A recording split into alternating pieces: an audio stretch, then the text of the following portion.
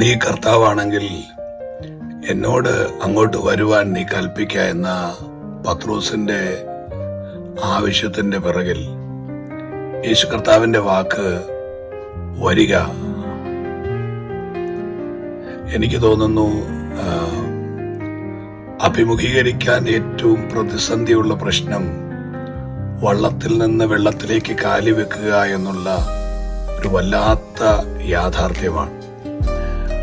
നാളുകളായി ഈ വെള്ളവുമായിട്ട് ബന്ധമുള്ള പത്രോസിന്റെ അന്ന് വരെ, ആ മിനിറ്റ് വരെയുള്ള എക്സ്പീരിയൻസ് വെള്ളത്തിൽ കാല് വെച്ചാൽ താന്നു പോകാൻ സാധ്യതയുണ്ട് എന്നുള്ളതാണ്. ഇനി പത്രോസിന് പഴയ നിയമ ചരിത്രങ്ങൾ പരിചയമുണ്ടെങ്കിൽ അവിടെ ഏലിയാവിന്റെ ചരിത്രം അറിയാം, വെള്ളത്തിന് മേളിൽ നടന്നിട്ടില്ല.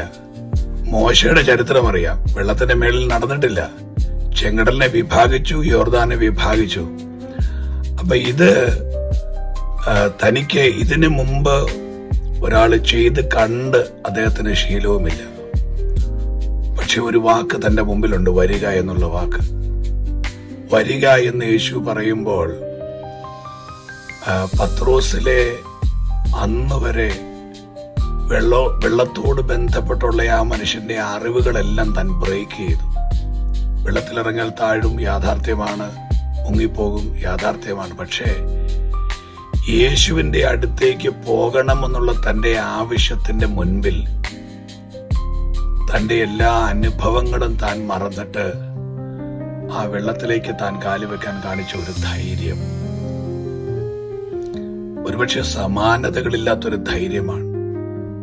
വെള്ളവുമായിട്ട് ബന്ധമുള്ള ഒരാൾ പോലും എടുക്കാത്ത ലോകത്തിന്റെ നോട്ടത്തിലെ മണ്ടൻ തീരുമാനവും വിശ്വാസത്തിൽ ശക്തിയുള്ള തീരുമാനവും പത്രോസ് എടുക്കുക. വെള്ളത്തിന്റെ മേളിൽ കാല് വെച്ചു, നടന്നു. ആ വെള്ളത്തിന്റെ മേളിൽ കൂടെ മുങ്ങാതെ ചില ചുവടുകൾ നടന്ന ആ മനുഷ്യൻ പെട്ടെന്ന് കാറ്റും കോളും കണ്ട് പേടിച്ച് മുങ്ങിത്തുടങ്ങുകയാണ്.